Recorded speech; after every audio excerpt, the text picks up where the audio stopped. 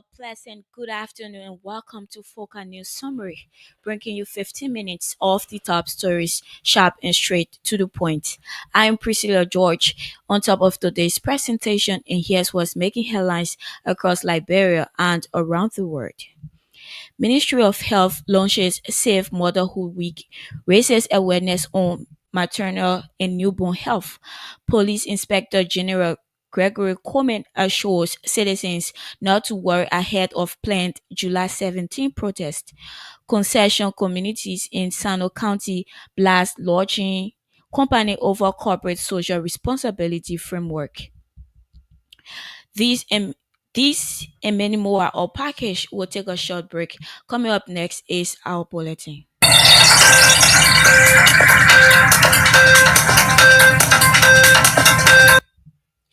Welcome back. The Ministry of Health has officially launched Safe Motherhood Week, a week-long exercise that raises awareness about maternal and newborn health problems. The move was launched recently under the theme Every Birth Counts. Speaking at the launch event recently, Health Minister Dr. Louis Boto delivered a passionate message emphasizing that every birth is vital moment. According to Dr. Boto, Safe Motherhood Week is not just a health campaign but a solemn call to action.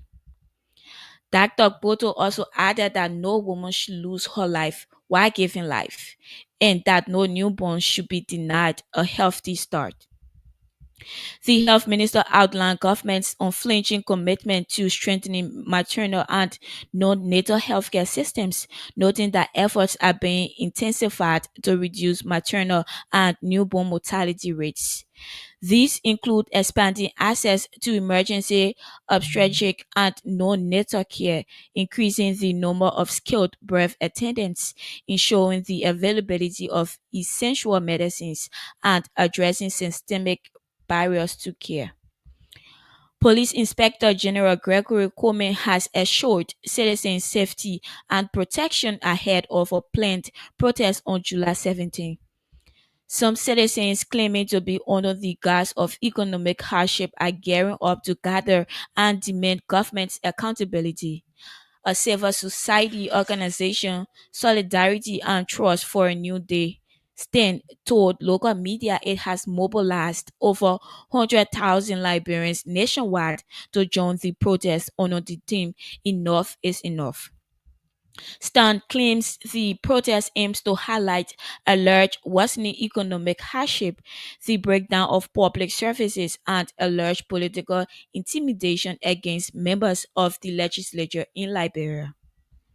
However, the group has not yet obtained a permit from the Ministry of Justice to inform law enforcement of its course of action, making security coordination a challenge for authorities. Despite the move, IG Coleman has reaffirmed his position that the LNP remains committed to democratic rights and civil duty. The police boss also promised maintain public order and minimize unnecessary disruptions for citizens going about their daily activities. Tensions are rising within the Sewa Kajua communities in Sano County over the implementation of MOU signed between a local logging company, debt and concession communities. Though debt logging, a Liberian-owned enterprise, is generally welcomed for its national ownership, citizens are said to be increasingly displeased with those appointed to represent community interests. Some of the residents have since contended that the inclusion of some former community leaders who failed to ably represent them under a previous logging concession is a troubling sign. In an interview, several residents reflected on their experiences during the operations of Mandra Logging Company, which held concessions in the region hostage for several years. According to the residents, many promises outlined in the MOU has not been fulfilled, particularly critical development projects, largely due to what they described as ineffective leadership. In response to residents' concerns, Debt Logging General Manager Nathaniel Nett told reporters that the company remains fully committed to the terms outlined in the MOU. The Deputy Director General for Administration at the National Food Assistance Agency, Yenua Kato, says the recent signing into law of the agency's founding act as an enabling instrument for the institution. Recently, President Joseph Boakai signed the National Food Assistance Agency Act of 2020 into law to empower the institution in tackling Liberia's food security insecurity. Speaking recently in Monrovia, Kato emphasized that the new law will establish a strong legal framework to solidify the agency's identity and enhance its ability to make a meaningful impact nationwide. He recounted on the agency's humble beginnings, operating from a small two-room office with limited staff and lack of operational budget, noting the agency has grown into a fully functioning national institution. Kato lauded President Bouaga for the decision and also thanked employees of the entity for their commitment. The Chinese embassy near Liberia has donated a range of essential office equipment to the Liberia broadcasting system to enhance productivity and ease staff workload. Speaking during the Speaking during the donation Monday, LBS Director General Yuji Vacon thanked the Chinese government for the donation, adding that it will be harnessed for the purpose intended. The LBS boss also praised the renewed commitment between Liberia and China, which yielded gesture. The donation included three laptops, three HP desktop computers, and an HP laser printer. Fagon commended China's significant role in Liberia's reconstruction and modernization, noting that the Asian giant has developed more infrastructure in the country than any other partner. He highlighted key projects such as the Ministry of Health headquarters, the Samuel Kayando Sports Complex, and improvements at the Rabat International Airport as examples of China's ongoing contributions. Fargon added that the donation is a symbol of China's continued commitment to Liberia's growth, and it will go a long way in improving the working conditions for our media professionals. If you are just joining us, welcome to Focal News Summary. Let's take a quick look at our headlines so far. Ministry of Health launches Safe Motherhood Week, raises awareness on maternal and newborn health. Police Inspector General Gregory Coleman assures citizens not to worry ahead of planned July 17 protest. Concession communities in Sano County blast logging company over corporate social responsibility framework. Stay tuned, we'll take a short break. Coming up next is the continuation of our news bulletin.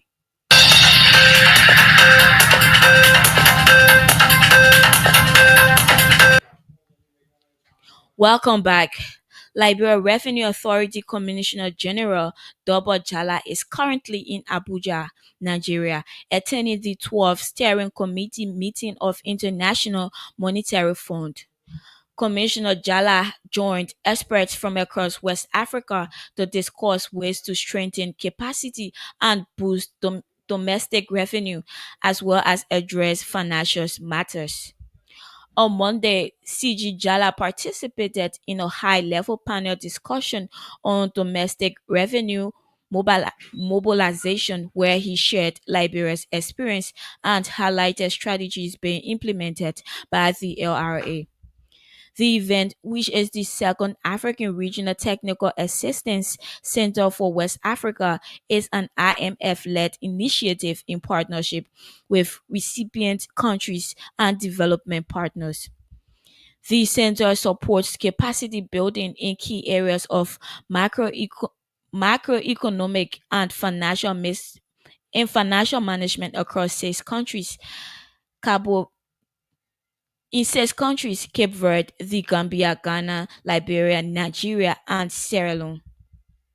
The Liberal Drug Enforcement Agency has arrested two individuals suspected of drug trafficking at the Bowater port of entry in Grand Cape County.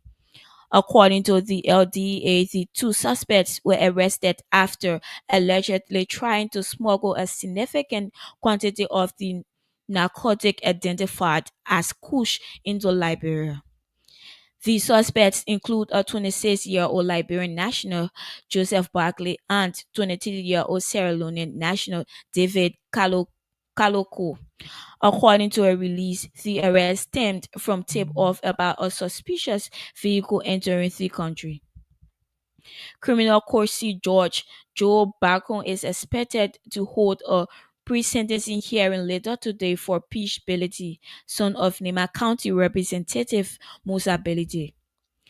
Defendant Belity pleaded guilty after he entered into a plea bargaining agreement with prosecutors on wide range of criminal charges, including illegal sale and possession of harmful substances. The court is scheduled to review a probation report from the Bureau of Corrections and Rehabilitation under the Ministry of Justice. The report will capture histories about the defendant's background as well as tracing prior criminal record before its looming judgment. Movement for Progressive Change tenure bearer Simeon Freeman is pushing for shorter terms of elected officials. Freeman said the term of office of the president must be reduced from 6 to 4 years, including representatives and senators elected during the same period. The NPC political leader believes shorter terms will improve accountability and encourage officials to focus on delivering results. He made the remark during his keynote address at Faith University's commencement service. The former presidential aspirant also suggested a national referendum to decide on adopting 4-year terms. Freeman's proposal comes amid rising calls for reform and transparency. Observers believe it could empower voters to demand higher standards and correct leadership failures sooner. A local quasi judicial court, the Labour Hearing Court, has ruled in favor of Miata Soni Jerry, former treasurer and risk manager of SRB Bank, for wrongful dismissal and discrimination. Mrs. Jari was fired and convicted in December 2024 for malice, prejudice, hatred, and administrative errors allegedly orchestrated against her Ghanaian managers. A respected banker and integrity icon, Jari was dismissed after exposing unauthorized loans and upholding ethical standards. Actions she argued were part of her professional responsibilities. Her 7-day Adventist faith, which prohibits Saturday work, was used against her despite an existing exemption. She also faced denial of leave and unjust suspensions. The court's default judgment requires SRB Bank to pay significant compensation to Jari, marking a major victory for employees' rights and accountability within Liberia's banking industry. And away from home, US President Donald Trump has said he thinks to end the war in Gaza have been going along very well as he hosted Israeli Prime Minister Benjamin Netanyahu in Washington DC. Trump also expressed confidence that Hamas was willing to end the 21-month conflict. The meeting came after the latest rounds of indirect ceasefire talks between Israel and Hamas in Qatar ended without breakthrough, though negotiations were expected to continue this week. In Monday's remarks, Trump was asked by a journalist what was preventing a peace deal in Gaza, and he said both leaders were asked about potential plans to relocate Palestinians, with Trump saying he has cooperation from countries neighboring Israel. Netanyahu, meanwhile, said he was working with the US on finding countries that would give Palestinians a better future. The Palestinian presidency has previously rejected plans to relocate Palestinians, which is pointed out will violate international law. Foca News Summary. I'm Priscilla George. Good afternoon.